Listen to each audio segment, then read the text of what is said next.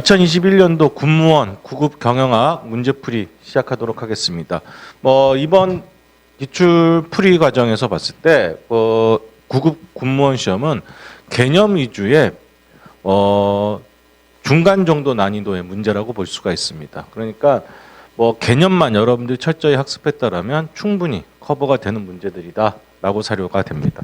그래서 문제를 하나하나 우리가 살펴보시면 첫 번째 문제 보시면 조직을 구축할 때 분업을 하는 가장 옳지 않은 이유를 찾아보는 거죠. 분업이라고 하는 거는 결국에 협력적 구도를 통해서 우리가 숙련도를 제고하고 업무에 대한 계속적인 반복 단순화를 통해서 전문화까지를 촉진하는 거죠. 근데 이 분업을 한다고 해서 업무의 몰입도를 지원해 준다? 이거를 분업을 하는 이유라고 볼 수는 없죠. 분업을 촉진하는 부분에 일정 부분 연결고리는 있을 수 있지만 업무 몰입의 지원이라고 하는 거는 실질적으로 다른 개념으로 보셔야 돼요. 그래서 실질적으로 우리가 조직 몰입과 근속 연수를 따지면 정해관계가 나타나는데 조직 몰입이 높으면 사람은 현재 상태에 집착해서 변화에 저항하는 경향이 상당히 큽니다.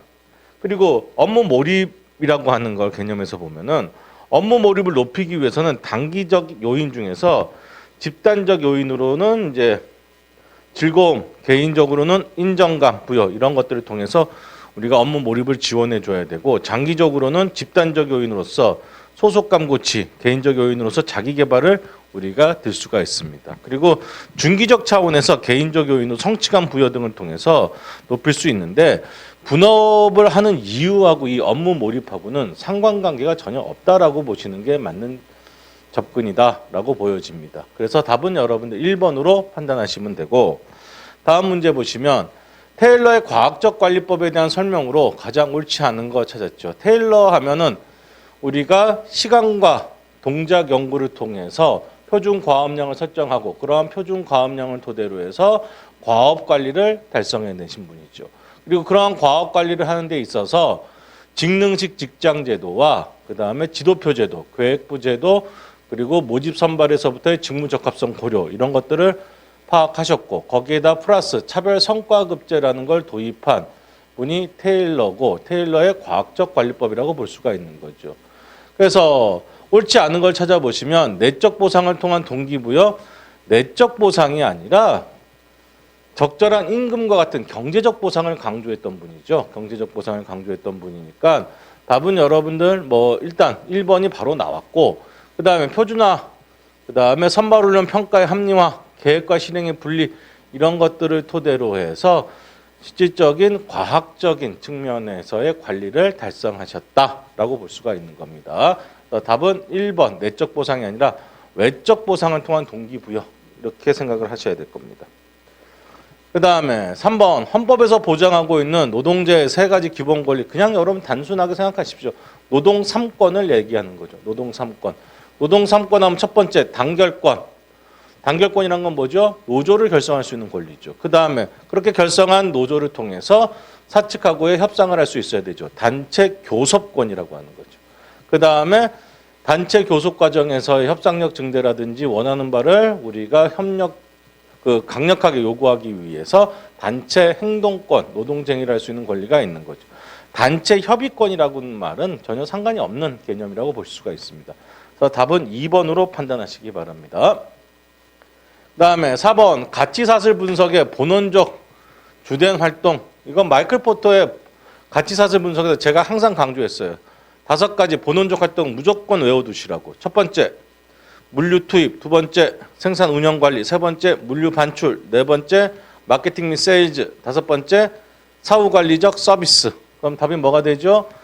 연구 개발은 여기에 해당하지 않는 것으로 판단하시면 될 겁니다. 그 다음에 5번 타인 자본 비율에 따라서 기업의 수익에 차이가 발생하는 현상을 의미하는 용어로 우리가 타인 자본을 통해서 지렛대를 이용한 효과를 보는 게 뭐죠? 레버리지 효과라고 하는 거죠. 레버리지 효과. 그래서 답은 바로 1번으로 나오는데 가중 효과라고 하는 거는 복리의 누적 가중 형태 이런 걸 생각하시면 되고 톱니바퀴 효과는 경제학적인 개념인데 톱니바퀴 이렇게 돌아가듯이 가는 거예요.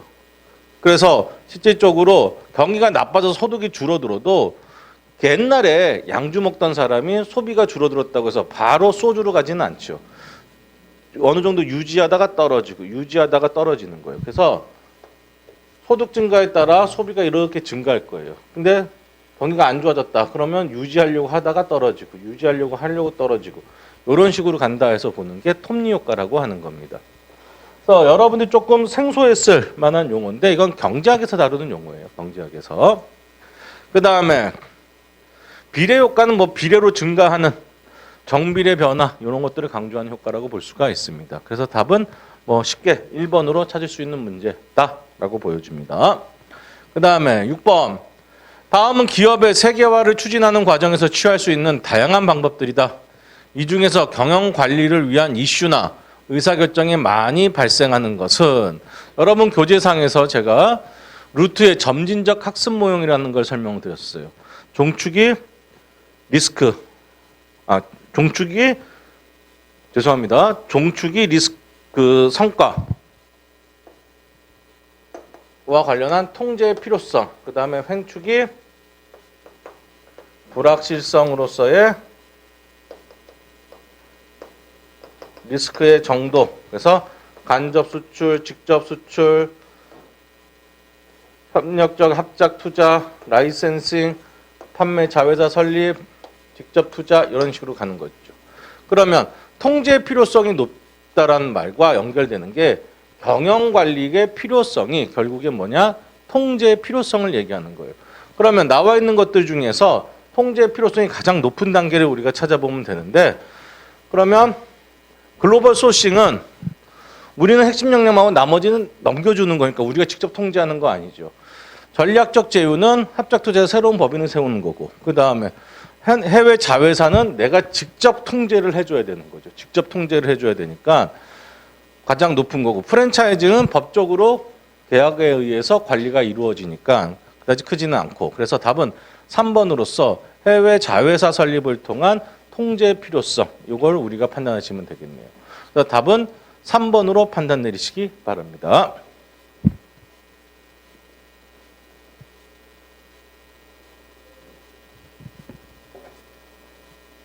다음에 7번 문제 보시면 손익분기점을 파악하기 위해 반드시 필요한 정보에 해당하지 않는 거 이건 너무 쉽죠 여러분들. 우리가 손익분기점 계산 잘 했는데 항상 매출액 마이너스 총 고정비에서 총 변동비를 뺀 게 0인 시점이죠. 그럼 매출액은 P 곱하기 Q로 하고 우리가 총 고정비 TFC로 놓고 총 변동 비용이니까 제품 하나 생산할 때마다 베리어블 코스트가 발생하는 거죠.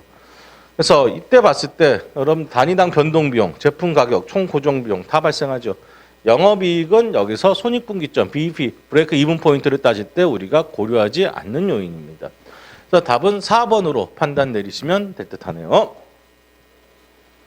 그 다음에 8번 문제 보시면 다음 중 생산성이 저하될 위험이 가장 큰 상황에 해당하는 것은 근데 지문들 봤더니 집단 응집력과 관련이 있는 내용이네요. 그래서 집단 응집성이 높으면 일반적으로는 좋습니다만 이게 조직의 목표와 불일치할 때가 가장 안 좋은 형태를 보여준다라고 설명을 드렸었죠. 그래서 이런 과정에서 따져봤을 때 2번 지문 보시면 집단 응집력이 높지만 집단과 조직 목표가 일치하지 않는 경우 가장 큰 위험 상황이다라고 볼 수가 있으니까 답은 2번으로 판단 내리실 수가 있을 겁니다. 그 다음에 9번 전사적 자원관리 즉 ERP의 장점으로 ERP는 전사적 자원관리 솔루션 시스템을 얘기하는 거죠. 옳지 않은 것을 찾아보시면 전사적 자원관리는 내부적인 통합적인 관리지 이게 차별화를 통한 현지 생산 이런 개념하고는 전혀 상관이 없는 얘기가 되는 거죠. 그래서 답은 3번으로 바로 쉽게 판단 내리실 수가 있을 겁니다. 그 다음에 10번 문제 보시면 진성 리더십. 제가 수업 시간에 여러분들께 진성 리더십, 최근에 강조되는 리더십이다. 진정성. 거기에 윤리적 가치관이라든지 자아 개념 이런 것들이 포함된 리더십을 진성 리더십이라고 제가 설명을 드렸었어요. 그래서 이 진성 리더십과 관련 없는 거, 명확한 비전 제시는 변혁적 리더십이나 카리스마적 리더십과 밀접한 연관이 있지 진성 리더십하고는 좀 거리가 있는 내용이에요. 그래서 진성 리더십이란 말이 나오면 여기 설명이 달아놨지만 진정성을 강조하는 리더십으로 명확한 자기인식, 그 다음에 가치와 원칙, 투명한 관계 이런 것들을 상당히 강조하는 이러한 리더십이다라고 볼 수가 있는 거죠. 그래서 답은 1번으로 판단하시면 될 겁니다. 그 다음에 11번 문제 보시면 경영의 기능과 그 내용에 가장 적절하지 않은 것은 뭐 페어랩, PODC의 과정이라든지 이런 것들이 여러분들이 생각하시면 되는데 계획화, 전략적 수립, 목표 설정 이런 것들이 나와줘야 되죠. 조직화, 자원을 획득하고 통합화시키는 역할을 해줘야 되고 지휘, 의사소통 동기부여가 될 수 있도록 명확한 목표를 컨트롤하고 관리해 줄 필요가 있는 거죠. 통제라는 게 실질적으로 컨트롤이지만 이 통제에서는 과업 달성은 책임의 부여가 아니라 이건 역할을 부여하는 거니까 지휘 단계가 되는 거고 통제에서는 실질적으로 그러한 과업이 얼마나 제대로 되고 있는지를 컨트롤, 관리하는 역할을 해줘야 되는 거죠. 그래서 답은 4번이 연결이 잘못돼 있고 4번의 과업 달성을 위한 책임의 부과는 지휘 파트하고 연결되는 부분이다 라고 볼 수가 있을 겁니다. 그래서 답은 4번으로 판단 내리십시오.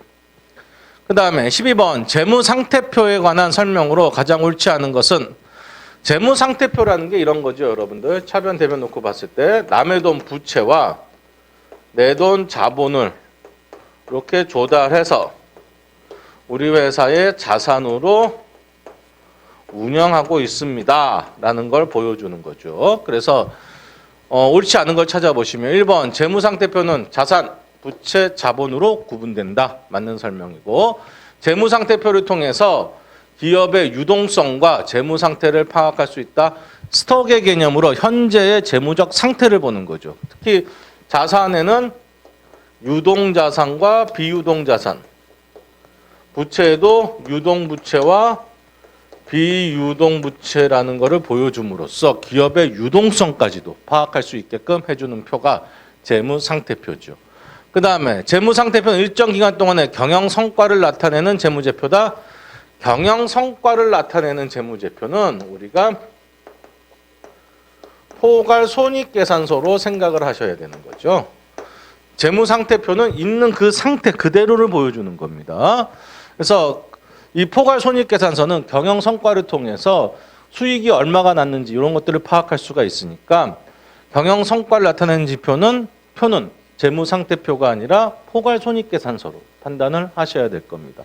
그래서 답은 3번이고 4번 지문 보시면 재무상태표의 자산 항목은 유동자산과 비유동자산으로 구분해서 우리가 살펴볼 수가 있는 거죠. 그래서 답은 3번으로 판단하실 수가 있겠네요.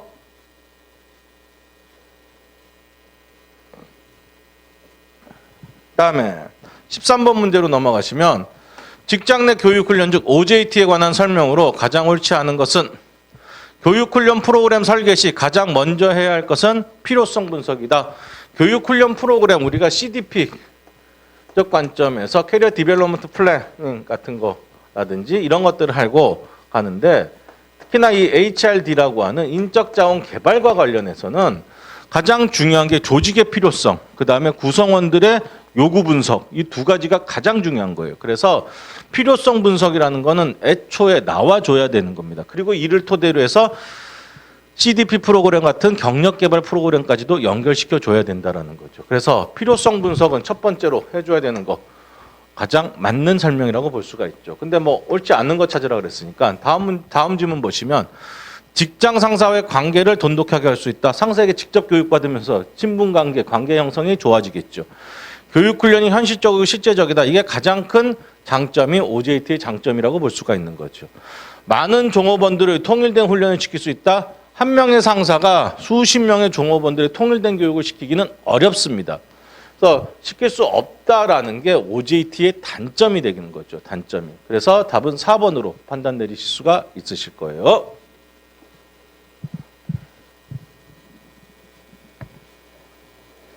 그다음에 14번 문제 보시면 소비자 구매 행동에 영향을 미치는 요인 중에서 내재적 동기 요인과 가장 관련이 없는 것은 내재적 그 사람 자체에 있는 동기적 측면이다 보니까 이런 것들을 우리가 심리적 특성과 그다음에 개인적 특성으로 우리가 살펴볼 수가 있을 거예요. 그래서 뭐 내재적 동기 요인에 해당하는 거는 심리적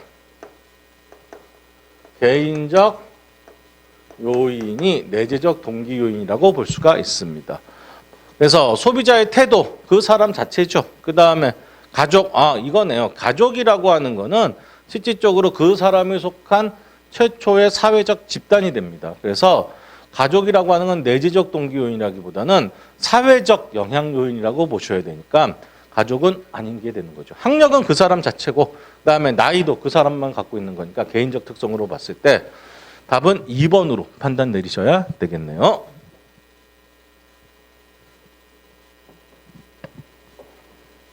다음에 15번 문제 가시면 개인적 권력에 해당하는 것은 일단 여러분들 프렌치와 레이븐의 권력 유형 분류상에서 봤을 때 5개로 프렌치와 레이븐은 구분하고 있죠. 뭘? 강압적, 합법적, 그 다음에 보상적, 그 다음에 중거적, 전문적. 근데 앞서 얘기한 3가지는 사회 기반의 권력이고 전문적과 중거적 권력, 뒤에 얘기한 2가지는 뭐에 기반한다? 개인적 차원의 기반을 둔 권력이다. 맥클랜드는 그래서 개인 차원의 권력에 이 집중되면 조직 정치 현상이나 권력 남용 현상이 나타날 수 있기 때문에 권력은 사회적 기반의 권력이어야 된다. 이렇게 설명까지를 해줬죠. 그래서 찾아보십시다. 부하 직원의 휴가 요청을 받아들일 수 있는 영향력이다. 이거는 뭐 휴가를 줄 수 있는 보상적 권력이라고 볼 수가 있는 거죠. 그 다음에 2번. 다른 직원에게 보너스를 제공할 것을 보너스를 줄 수 있는 것도 기본적으로 그 사람이 보상을 줄 수 있는 권한을 갖고 있는 거니까 보상적 권력이 되고 높은 지위로 인해 다른 직원에게 작업 지시를 내릴 수 있다.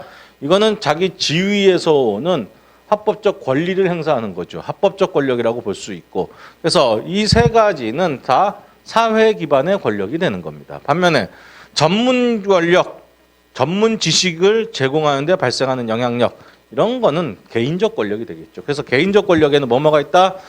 전문적 권력, 중거적 권력, 거기에 추가한다면 정보적 권력까지가 포함할 수 있습니다. 그래서 답은 4번으로 판단 내리실 수가 있을 거예요. 그 다음에 16번 신상품 개발 프로세스에 관한 설명으로 가장 적절한 것을 우리가 찾아볼게요. 신상품 개발 프로세스는 일반적으로 아이디어 창출하고 그 아이디어를 줄여내는 평가 단계를 거쳐서 제품 컨셉 잡고 그 다음에 시험 테스트를 한 다음에 마케팅 믹스를 개발하고 사업성 분석을 해서 이에 따른 실질적인 컨셉에 맞는 시제품을 제품 개발 단계에서 생산해내는 거죠. 그리고 나서 시험 시장 테스트를 거쳐서 우리가 상업화 출시하는 일련의 과정을 이러한 순서로 가져간다라고 꼭 좀 체크를 해두셔야 됩니다. 그러면 가장 적절한 걸 찾아보시면 1번 아이디어 창출 단계에서는 많은 수의 아이디어를 창출에 중점을 둔다. 그렇죠. 아이디어는 많을수록 좋은 겁니다. 그리고 나서 많은 아이디어를 창출해놓고 그걸 평가하는 단계에서 좀 줄일 수 있으니까 많은 아이디어 창출 1번은 정확한 설명이라고 볼 수 있겠네요. 그 다음에 제품 컨셉 개발 단계에서 시제품을 만든다. 컨셉 단계에서는 말 그대로 컨셉만 잡는 거고 시제품은 제품 개념 단계에서 만들어지는 겁니다. 그래서 틀린 내용이고 그 다음에 신상품 컨셉은 아이디어를 소비자가 사용하는 언어나 그림으로 객관화시켜서 표현하는 것이다 라고 볼 수가 있는 거죠. 그 다음에 시장 테스트는 제품 출시 후에 소규모로 이루어진다. 시장 테스트는 제품 출시 후가 아니라 시장 테스트 이후에 제품 출시가 이루어져야 되는 거죠. 그래서 시장 테스트를 거쳐서 이게 제대로 되는 것 같다. 그러면 대량 생산 체계로 상업화 단계로 들어가게 되는 거니까 잘못된 설명이고 답은 뭐 1번만 맞는 걸로 판단 내리실 수가 있겠네요.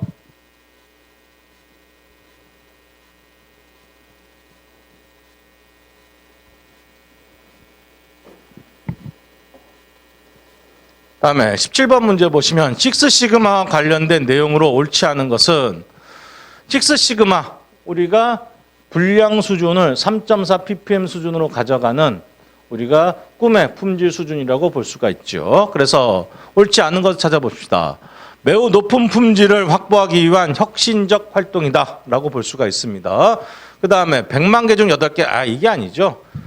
실질적으로 3.4 ppm이 곧 6 시그마니까 3.4 ppm 파트4 밀레니엄 100만 개 중에 3 내지 4개 정도의 분량만 인정하고 있는 게 6 시그마입니다. 그래서 2번이 잘못된 설명이네요. 그리고 6 시그마는 시그마라는 것 자체가 여러분들 정규 분포상에서 표준 편차를 의미하는 거예요. 그 다음에 모토로라에서 이게 창안됐고 GE에서 널리 알려진 케이스라고 볼 수 있는 게 이 식스시그마적 품질 운동이다라고 볼 수가 있습니다. 그래서 답은 2번으로 판단 내리실 수가 있게 아주 쉽게 나온 문제라고 볼 수가 있네요. 그 다음에 18번 지트 생산 시스템 지트. 여러분들 지트의 특징은 정확하게 짚어두셔야 됩니다. 아주 시험에 자주 나오니까 지트 생산 시스템의 특징에 해당하지 않는 거는 적시 구매, 그 다음에 스몰 로트 시스템을 통한 반복 생산, 안전재고, 재고는 낭비입니다. 안전재고를 가져가지가 않으려고 하는 게 지트죠. 답은 3번으로 바로 쉽게 나올 수가 있는 겁니다. 지트는 무재고, 무결점 시스템이다 라고 생각을 하셔야 되니까. 그 다음에 OWM과 같이 원 워커 멀티머신 할 수 있는 다기능공 형태로 가져가는 게 지트가 되겠죠. 답은 3번으로 판단 내리시기 바랍니다. 그 다음에 19번 문제 보시면 생산 시스템의 설계 과정에 해당하지 않는 거, 생산 시스템 설계를 하기 위해서는 기본적으로 제품 설계가 나와줘야 되고, 그 다음에 공정이 설계되어야 되고, 공정을 누가 할 것인가, 직무 설계가 이루어지는데 거기에 어디에 이러한 시스템을 설치할 것인가라는 웨어의 개념이 같이 따라와 줍니다.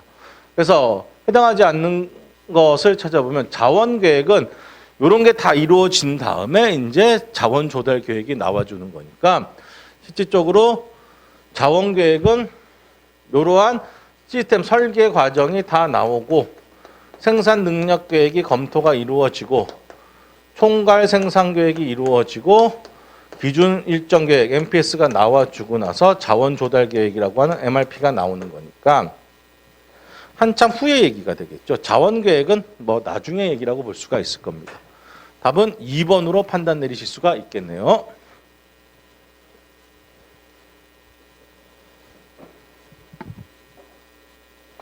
그 다음에 20번 재무 분석에 관한 설명으로 가장 옳지 않은 것은 재무 분석은 기업과 관련된 의사결정에 필요한 정보를 제공하기 위해서 설계된 일종의 정보 가공 시스템이다. 재무제표를 비율화시켜서 분석해서 이용자들에게 효율적인 정보를 제공하기 위한 형태가 되는 거죠. 맞는 설명이네요. 그 다음에 2번 재무 분석은 경영자가 내부 통제 또는 재무 예측을 위한 기업의 재무 상태와 경영 성과의 적정성 여부를 검토하는 것이다. 이거는 투자하는 경제성 평가라든지 원가 관리 회계적 관점이지 재무 비율 분석과 같은 재무 분석에는 해당하지 않는 설명이라고 볼 수가 있겠네요. 그래서 답은 2번이 잘못된 거네요. 그 다음에 재무 분석은 좁은 의미로 재무 비율 분석을 지칭하고 재무 분석은 주로 회계적 자료로서 재무제표를 활용해서 우리가 사용하고 있는 거죠. 답은 2번이 틀린 것으로 판단 내리시면 됩니다. 그 다음에 21번 순현가 NPV의 특성으로 옳지 않은 거. NPV 하면 여러분들 순현재가치법 현금 유입에서 현금 유출을 빼준 건데 가치가산의 원리와 화폐의 시간적 가치를 고려한 가장 우수한 투자안의 경제성 평가 방법이다. 이렇게 볼 수가 있는 거죠. 그럼 뭐 옳지 않은 것을 찾아보시면 투자안의 모든 현금 흐름을 총괄적으로 보고 있는 게 이 순현가법이고 모든 개별 투자안들의 상호관계를 고려한다. 상호관계를 고려하지 않고 그냥 NPV가 높냐 낮냐 현금 유입이 높으냐 낮으냐 그 관계적 측면을 고려하지는 않습니다. 그래서 답은 2번이 틀린 얘기고 가치가산의 원리 화폐의 시간적 가치를 고려하고 있다. 아주 중요한 특징들이죠. 그래서 답은 2번으로 쉽게 판단 내리실 수가 있으실 겁니다. 그다음에 22번 보시면 다음 중 재무관리자 역할이 아닌 것. 재무관리자는 재무적 의사결정을 하는 거예요. 근데 이 재무적 의사결정의 3대 의사결정이 뭐죠, 여러분들?